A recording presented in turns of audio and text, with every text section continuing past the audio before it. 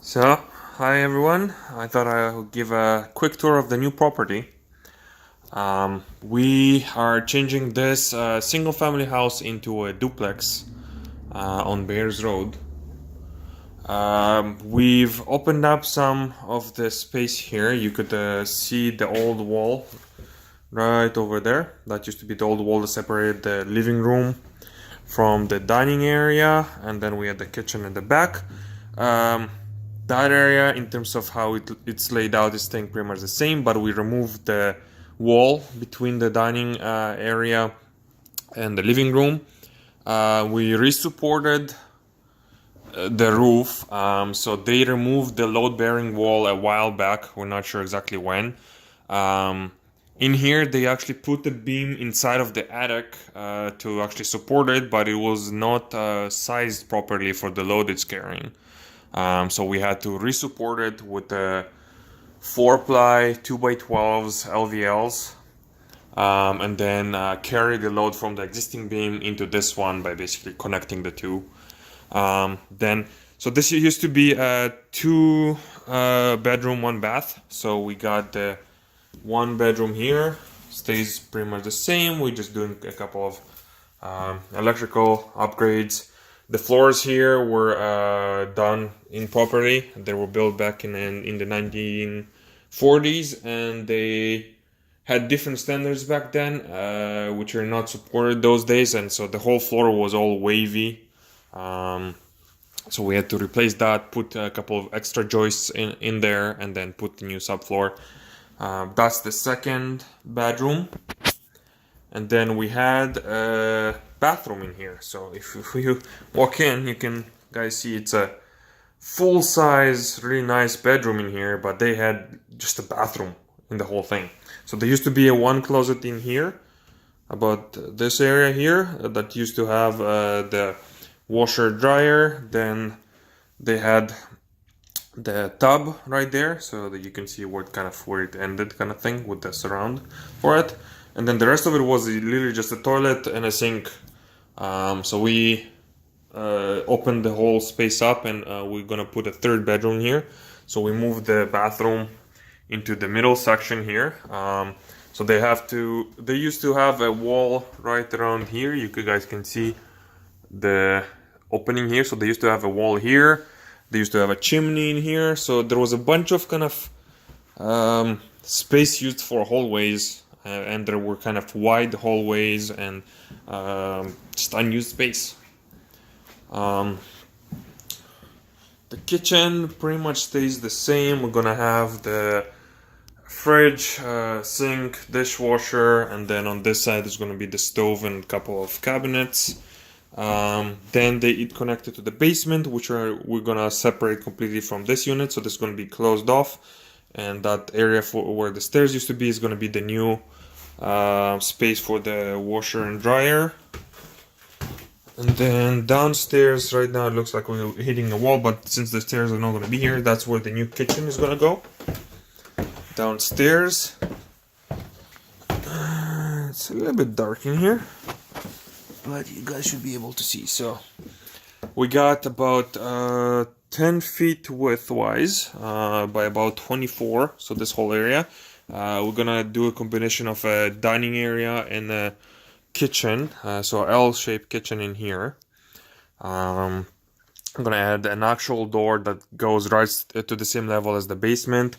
Add a window in the wall, so that's the window you guys saw in the kitchen upstairs. And again, it depends on what you buy. Well, we got this window at Kent on the clearance section. Someone ordered it, didn't fit or whatever, they returned it. We got it for $400 instead of $720. And even then, it was posted at $540. You just negotiated it even lower.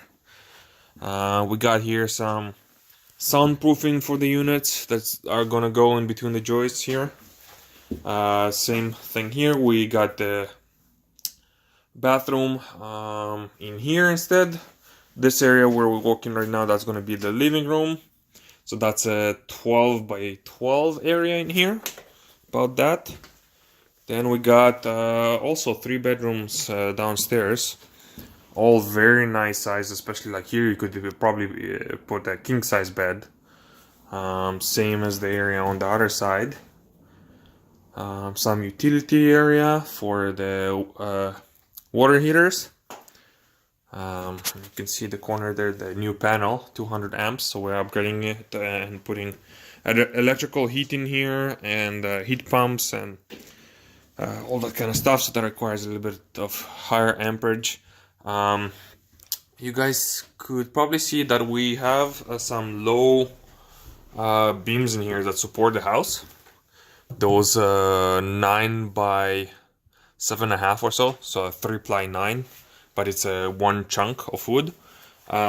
We structured it in a way that all the walls are just right where those beams are at, so we don't have issue with the headspace. And whenever we had to get through underneath them, we replaced it with an LVL. Again, approved by an engineer in terms of sizing and everything else. But we put an LVL in here so we can walk through. An LVL between the dining area and the kitchen. Which again, if you look here, the height of the beam versus the height of the LVL, we gained probably about 6 inches, if not more. Of course, there's still drywall and other stuff that has to go on top of it, but we actually have decent height in here. I'm standing in here right now. I'm with my boots, so I'm probably a 6'5" right now, and then we have another 3 or 4 inches. So together with the, and that's with the subfloor in here for better insulation.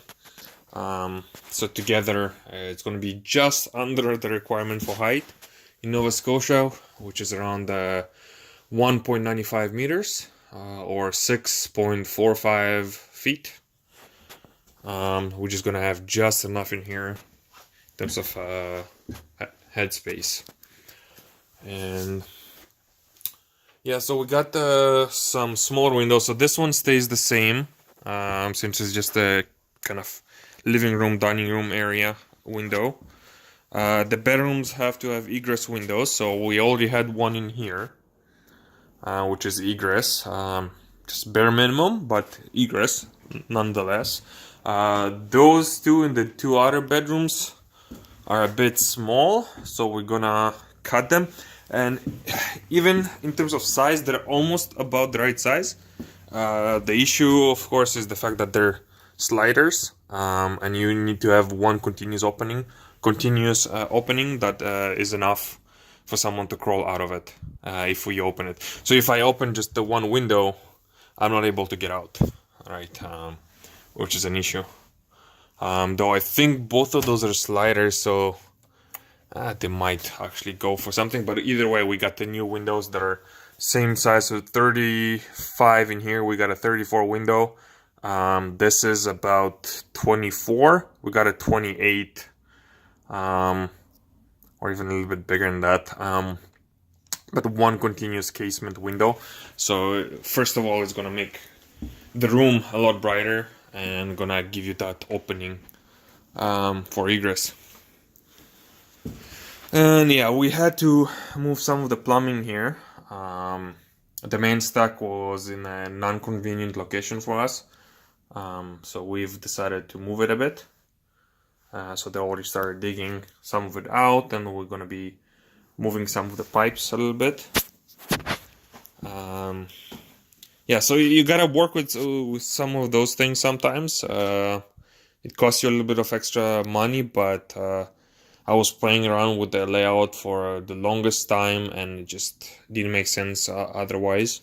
So we're gonna move that. And yeah, so it was a complete gut job.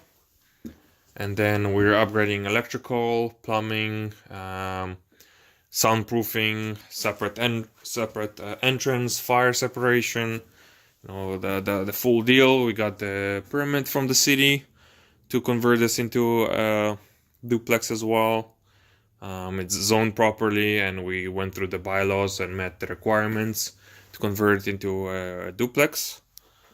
And so we're looking at increasing the value of this property from 245 that we got it for We're hoping for an appraisal around 400 and a bit.